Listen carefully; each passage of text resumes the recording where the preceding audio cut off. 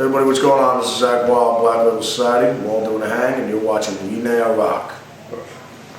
Thank you so much. Okay, let's go on with the questions. Yeah. First of all, welcome to Italy. Thank you so much. Thank you very much. There's been big expectation for this show. You know that it's sold out since a long time. Well, they're going to be thoroughly disappointed. We brought JD to represent the Italian chapter. Yeah. And they're going to be thoroughly disappointed. Thoroughly disappointed in their Italian product. Okay, so Order of the Black was released in 2010 and had a great response. It was fourth on Billboard and best result ever for Black Label Society. Did you expect that? And what makes it the best so far, in your opinion? No, I think it's a testament that our Black Label family is getting bigger and bigger and bigger. So, you know, no, it's definitely awesome. I mean, it's definitely another step on the building block towards global domination and towards, you know, starting our own women's, men's clothing lingerie line. And so, yeah, that's the first building step right there, number 4 record. The fact that it was heavier than the previous one, do you think that helped his success? No, I think, I mean, sonically, we recorded it at the Black Vatican, you know, our home studio. Yeah. So, I mean, I couldn't be happier with the results. I mean, I'm saying that sonically, the fidelity on the record is hands down the best sounding Black Label album. But, I mean, I think all albums are just snapshots in time, you know what I mean? So, that's the beautiful thing about music and movies or, you know, or fashion or anything like that. You just, you know, because I'm just a big buff on that, like history and stuff like that. But, you know, it's like, it's always interesting. You just look at stuff from the 60s to the 70s to the 80s, you know, you look at, you know, you had the big poofy hair in the 80s. I mean, that's what was in then, you know what I mean? And then you had the 70s with the bell bottoms and everything, that's what was in. The 60s, you had the early 60s, you know, I mean, when you look at all the bands were wearing the same clothes, you know, that meant they were in the band, you know, and then you had the hippie movement near the end of the 60s. I mean, it's just really interesting, you know what I mean? I'm just saying, aside how music changes, the clothes change, the hairstyles change, I mean, just everything changes. But no, I just think, I think that's what makes it really cool, you know what I mean? But it's just, but I mean, every record I've ever done, from the first Ozzy record to now, you're going with the intention of making the best album you can, you know? And the beautiful thing about making records, you know, when we go into the Black Vatican to make a record, you know, you don't, it's like a box of Cracker Jacks. You don't know what you're going to get till you get to the bottom of the box, you know what I mean? So, and that's what makes it interesting, because music's, it's limitless. It has no end, you know what I mean? So, you know, I mean, if that was the case, after Led Zeppelin wrote Stairway to Heaven, they could have just quit, you know what I mean? But then after they, you know, after first they had Whole Lot of Love, that was huge, and it's just like, well, where are we going to go from here? Then, you know, then they write, then they have Stairway to Heaven, and it's like, well, where are we going to go from here? And then they have Kashmir, you know what I mean? So it just, you never know what you're going to get, and but that's what makes it, that's why you do it, you know what I mean? Because that's what makes it exciting. Will Hunt recently quit the band. Well, he didn't quit. I mean, you know, nobody in Black Label ever quits or gets fired. And so, you know, it just, you know, Will had other commitments, you know, with Evanescence. He plays with them and he's buds with them. So it was just like they called him up and said, Will, we need you to come back and finish the record. So you didn't expect that? I mean, it simply happened? We knew it from the beginning when Will was working with us. That sometime could happen. All right. Because he'd already made a commitment with them to do the Evanescence record. Yeah, So, yeah, they called up, and then, you know, like Black Label is just one gigantic family and brotherhood. So the whole thing is, we don't sit around auditioning drummers. I mean, it's just like... So why Johnny? Well, because John's an ass-kicking drummer, and he's a buddy of ours. So I mean, any of our musician friends that we just call, everybody in Black Label, we all know each other. So it's just like, let's make a phone call. Who's at home right now? Who's not working? You know what I mean? Yeah. So, you know, somebody mentioned John's name. I said, well, just give John a call and see what he's doing. So it was your friend even before? Yeah, I'd never met John before. So the thing is, we just called John up and said, John, what are you doing right now? He said nothing. John has his own band as well right now. So he said, Zakk, I just got home from touring. He goes, I'm just chilling out for a little while. He goes, what's going on? We, just told him the situation. Will's got to go. He had made some commitments. He's got to go record with Evanescence. He think he can come out here and hook us up. I said, yeah, no problem. So he talked with Will, and then we did 2 shows with Will on the drums, and John just watched the show, and see how the segues went and everything. And then next thing you know, in the Paris chapter, John was on the throne. You know what I mean? Did he knew the songs already? Yeah. We just sent him. We sent him the set list, Right. and he just listened to them. He goes, I know. Let's do it. So it seems Black Label Society, Destiny, all these lineup changes. But you said nobody quit and nobody was fired. So No. how that happened? I mean, simply that. No, like even Craig. The reason why Craig had to leave, Craig was just because his wife and his little son. We all love Craig. Craig was just like, Zakk, we're not touring year round financially. I'm gonna have to find something else to do. To take care of my family. So Craig always had a home here. So that's the way it rolls around here.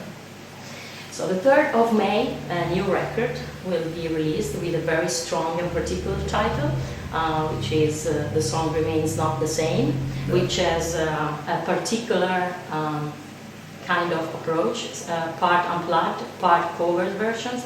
So how did you have the idea, and why now? Why this title?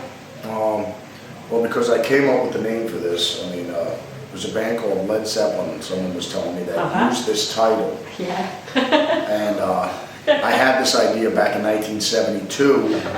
And, but they stole it. Yeah, they must have stolen it. No, us being huge Zeppelin fans and everything like that, so who isn't? So we just, but the way, because the songs are the same, because when we were doing it, I said, it wasn't even like they're acoustic versions of the songs.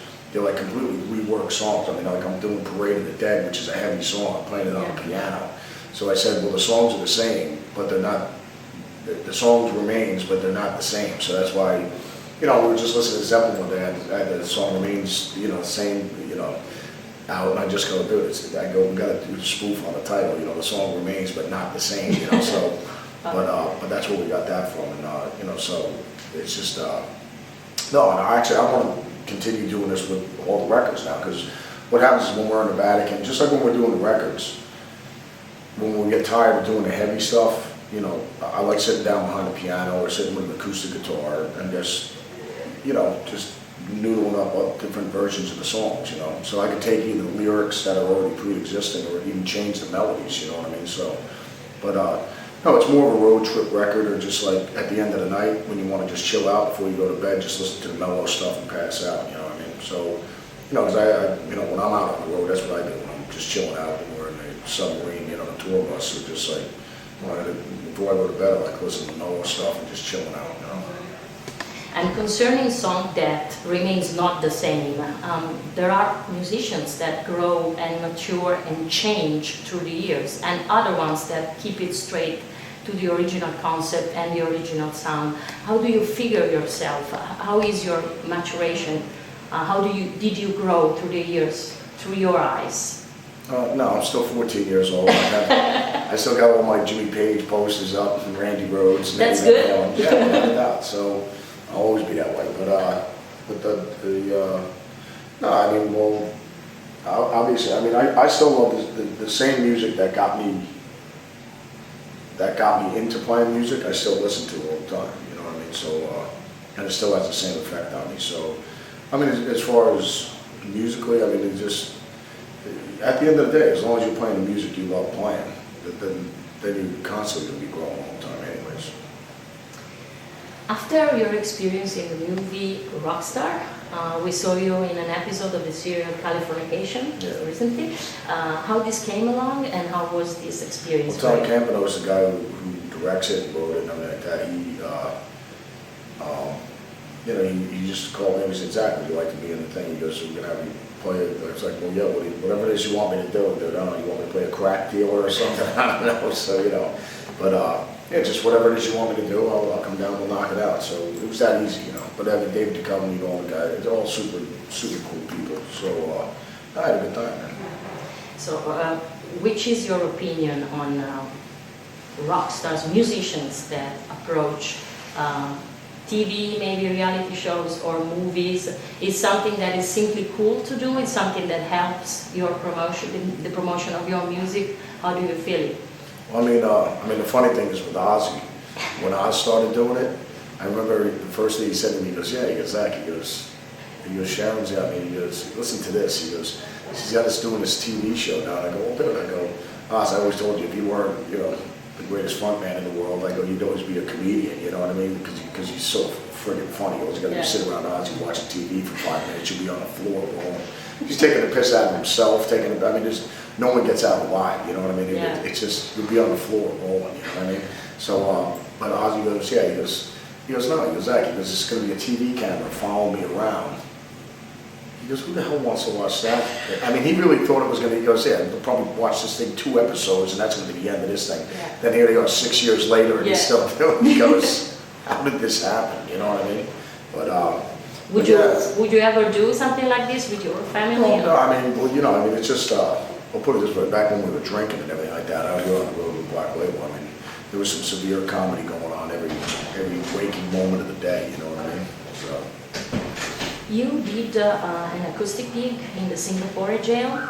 How different was that experience for you, and what did it give to you? Oh, you know, it's just, I mean, a lot of the guys that roll Black Label are, you know, law enforcement and stuff like that. So, like, whenever I've been asked to do that stuff, it's just guys that we know that are either, you know, prison guards and stuff like that. They're like, Zakk, you know, some of the guys that are trying to turn it around and everything like that. Sometimes they have, you know, you get these opportunities that come up where, you know, a guy can come in and just talk with him or whatever. I mean, I don't sit down, you know, I come in there and talk to guys like we were talking at the pub, you know, I mean, it's not like I'm going to come in there and be a motivational speaker, you know what I mean? Obviously the guys all know why they're in there, you know what I mean? So, you know, it's just like, obviously you can't be doing that. Once you get out, don't, whatever it is that got you in here, don't do it anymore, you know what I mean? So, but it's a lot of times it's guys that are trying to, you know, turn their lives around and you know, right the wrongs, man. So, no, I mean, and like I said, a lot of the guys that roll Black Label are law enforcement guys, so it's always cool, you know, trying to help people that are trying to help themselves, man. Yeah. In the metal scene, you are considered a guitar god, a guitar hero. You are an inspiration for a lot of young musicians because you have your own style, very special and particular, very distinctive, as all the great. Well, my mother always told me I was special. So we know you love Eddie, okay? We know you love Eddie Van Halen, Jimi Hendrix, Tony Iommi, Randy Rhoads, that were your main inspiration. But from the new and maybe also old ones, is there any guitarist still alive, of course, that you would like to collaborate with and do maybe some particular project, some special thing? Well, no, I've been blessed that I got a chance to sit in with the Allman Brothers. I got to, you know, play with my hero Ozzy. So, you know, I mean, it's just. Then I sat in one day, you know, with Geezer and Bill, you know, playing drums. You know, I was playing Tony Iommi. You know what I mean? So, Tony's a huge hero of mine. So, you know, I jammed with Skinner, and you know, I mean, you know, we just did this thing with William Shatner. You know, I mean, it's just like these are basically all my childhood heroes, you know what I mean? And actually they were all super cool, so I mean, I didn't catch them on a bad day. So, no, I mean, you know, all the guys that I've ever, you know, Frank Molino from Mahogany Rush, Robin Trower, I mean, you know, Al DiMeo, all my heroes that I've met have all been great guys. But right now, I mean, I couldn't ask for anything more. I mean, you know, being in Black Label is amazing. Are you a fan of the game Guitar Hero? You're in it. I mean, you gave a song Billboard for it. Yeah, if I played it. I've got my ass kicked on the thing. You know, my kids kick my ass on the thing. You know what I mean? So, but you know, I just tell them, well, go pick up the real thing. You know what I mean? So, no, but I think the Guitar Hero game is great. You know, because I mean, out of that game, you might end up getting the next Jimmy Page or Randy Rhoads, or Eddie Van Halen, or Jimi Hendrix coming out of that game. Because, you know, you play the video game, then it's going to be like, you know what, I want to get a real guitar and learn how to play. So I think all it does is as far as for guitar, it's the best promotion for guitar since Eddie Van Halen recorded Eruption. You know what I mean? It's amazing. I know there's a curious story about you and Eddie Van Halen. Actually, Van Halen, the band, you've been at a gig in 2007 and tried to jump on stage. Is that a true story? Can we hear it from your voice? No, I would never try and jump on stage. It was actually funny, and that was another crowning achievement moment in my career. But no, we were all drinking and going down to see, they were doing a rehearsal gig at the LA Forum, and Eddie saw us down in the front. He was like, "Hey, Zakk," you know, and he just wanted to high five me, so I couldn't get up on the because the stage was too high. I was just like, and you know, so I just jumped on a road case just to high five him. And David Lee Roth was sitting there, and Dave goes, Dave, it was awesome. Dave goes, "Hey, are you in show business? If not, get the fuck off my stage." It was awesome. So yeah, that was another crowning achievement moment in my musical career. So yeah, and David Lee Roth told me to go fuck myself. So no, it was great. Then we stayed and watched the rest of the show, and it was great. You know. So you entered stardom, the music business, from the main door, the front door, when you were just 19. Is that something that can be insane in a sense? And how do you figure your life if that gig would have not happened? Well, I mean, I was, without a doubt, if I wasn't blessed with the fact that I played with Oz, you know. No, I mean, at 14 years old, I knew I wanted to do music for the rest of my life. I knew what my calling was. So, I mean, you know, I dedicated my life to music right when I was 14 years old, you know. So I said, this is what I want to do. But no, otherwise, if I never played with Oz, if I, you know, trying to do something with my own band, and then, or otherwise I'd be playing in a cover band, making, you know, or owning a music store and teaching guitar, or whatever.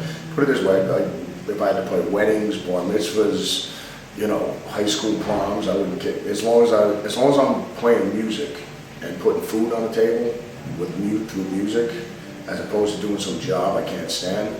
And as far as I'm concerned, you made it. You know what I mean? Because you're doing music for a living. You know what I mean? So I would do anything, but it would be music related. You know what I mean? Hands down. Are you some way a social network addicted? I think the Twitter thing, and I think Facebook and all. I think that's a great way to keep. I mean, back in the day, me and my buddies were just laughing about it. Like, oh, dude, if I could have been on Twitter talking to Randy Rhoads or, you know, Jimmy Page or something, I mean, we've been flipping out, you know, I mean, all our friends. Yeah. So I said it's a super cool way to just, you know, for me to keep in touch with the rest of our Black Label family. You know what I mean? It's awesome. And also with real friends. I mean, when you're on the road, is that useful to keep in touch with your family and your friends, or just a vehicle for your fans? I think it's great to keep in touch with everybody else. You know what I mean? But I mean, as far as you know, my family, you know, that's a whole other thing. You know, I just call Barbara on the phone or text her, you know what I mean? But see how the kids are doing and everything like that. But no, as far as the whole rest of the Black Label community, it's brilliant. So, once you said that you can drink more beer in just one day than milk and water that you drink in an entire week. Is that true or legend? No, that was a lie, because it was not in a week, and you'd have to put in about maybe a year's supply of milk and water. And I could drink that much beer in a day. Yeah. Get it right. Okay. Okay, thanks so much, Zakk, for your time and this cool interview. Hi, thanks a lot. Vuoi fare la foto?